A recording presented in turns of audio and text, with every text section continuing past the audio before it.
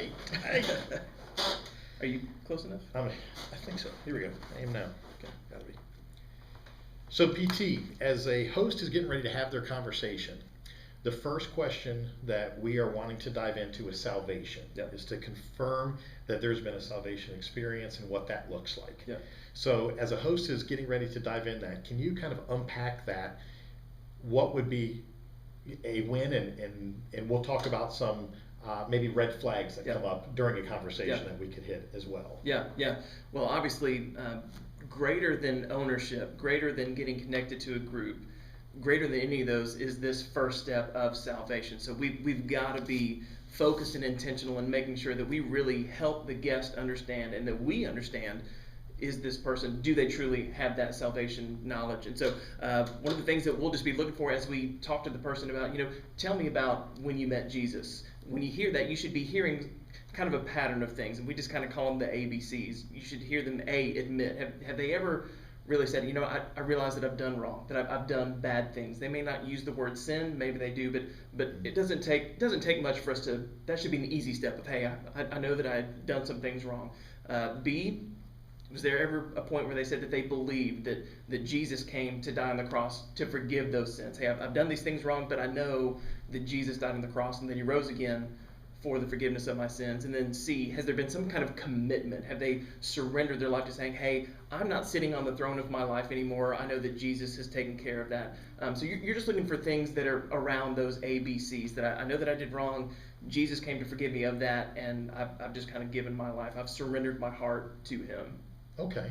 Now, sometimes we have a conversation with a participant, and they may throw up something that is along the lines of maybe a red flag. Yeah. And I'll let you kind of talk a little bit about this. Yeah. If someone says, I've been saved, I'm a good person. Yeah.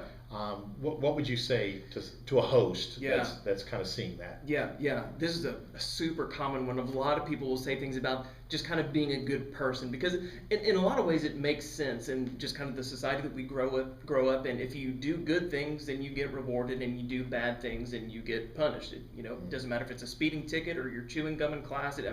Do good things, you get rewarded. Do bad things, you get punished.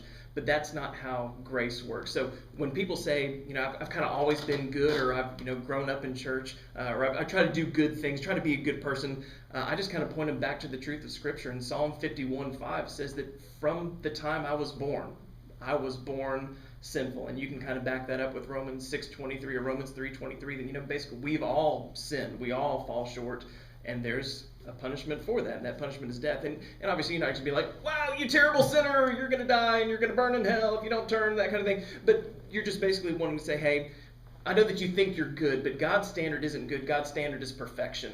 Are you perfect? No? Okay. No. All right. Yeah. Okay.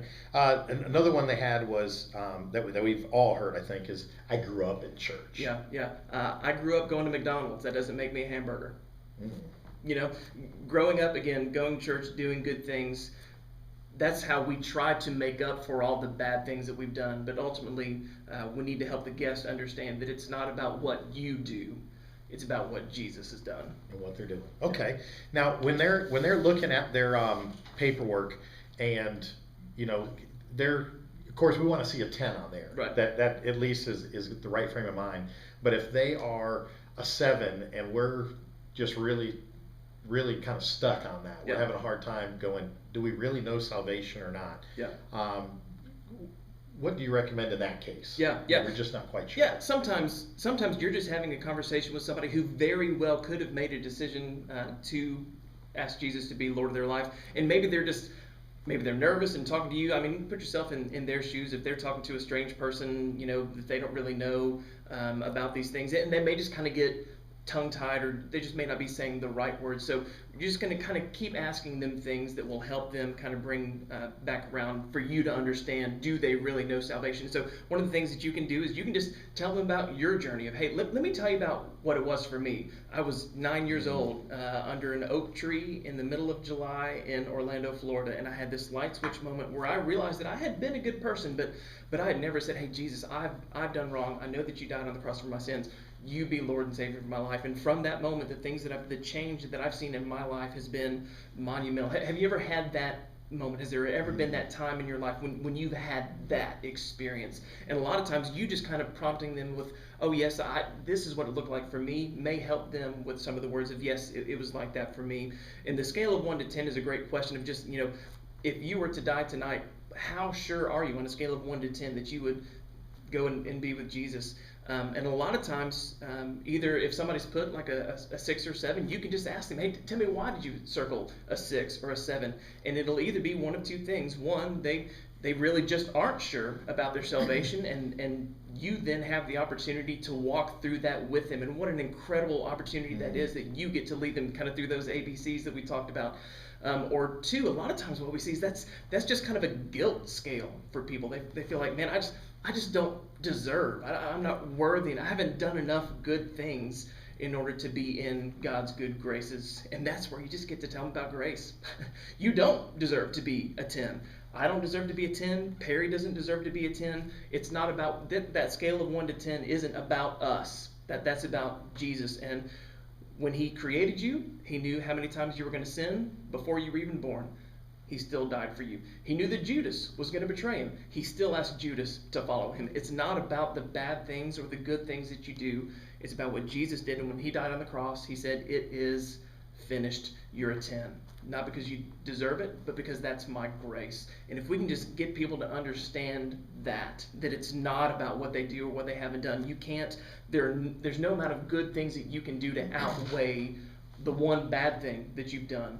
And that's the beauty of grace, and that's what we get to celebrate with. I love it when people don't have a 10, because I know that in that moment I have the opportunity to show them the truth of just the unexplainable, doesn't make sense, doesn't seem fair grace that Jesus offers us, and help them understand, because of what Jesus did, you can walk out of here confident tonight knowing that you're a 10 because of what he did for you. Excellent. And let me ask too, if we do have a conversation that that we just can't get them to a 10. Yeah. They're just, for whatever reason, they're just not willing, or just it's not convincing to us, right, that's where we're going. What would be an appropriate next step? Yeah. Or ownership obviously is not. Right. That's clear. Yeah. We want people need to be saved, yeah, as a prerequisite for yeah, for ownership. Yeah. So what would you recommend in that case that a host could recommend as a next step in that case? Yeah, this is where it's a great situation for you to have two ears. You can have one where you're listening to the story of the person, and one ear listening to God. So you have this kind of two-way conversation, and if you just kind of picture yourself doing that right now, it sounds difficult, it seems difficult, but I promise you it's one of the most natural things. John 10:27 says that my sheep hear my voice. I know them and they follow me. We can hear from God even in those moments. And so while you're having a conversation with that person who's just not getting to a 10, have another ear pointed towards heaven. Just ask God, what can I do in this moment to help get them to their best next step? It may be that you hear, don't give up.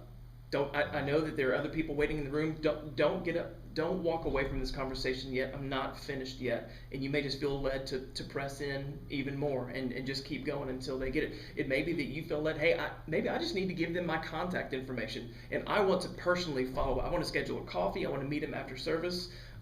Maybe I just need to take this on. You may say, hey, I think maybe you need to be in a group, and maybe you're a group leader already and can invite them to your group, or we can help find them a group where they can just be around some biblical community and get a greater understanding of some of the truth of grace. Maybe you say, hey, we did a whole series on grace. Let me get the link for you for that. So the possibilities of the potential of that next step are limitless, as long as you're open to discerning and to listening to what that best next step is. At the end of the day, though, again, we want to make sure that they get connected to whatever that next step is, and not just say, well, they didn't get it, hope they get it at some point. Ownership's not your next step. Thanks for coming tonight. Grab a free brownie on your way. Right, yeah, brownie on your way. That's right. Yeah. Excellent. Yeah. All right, thank you. Ooh, I like it.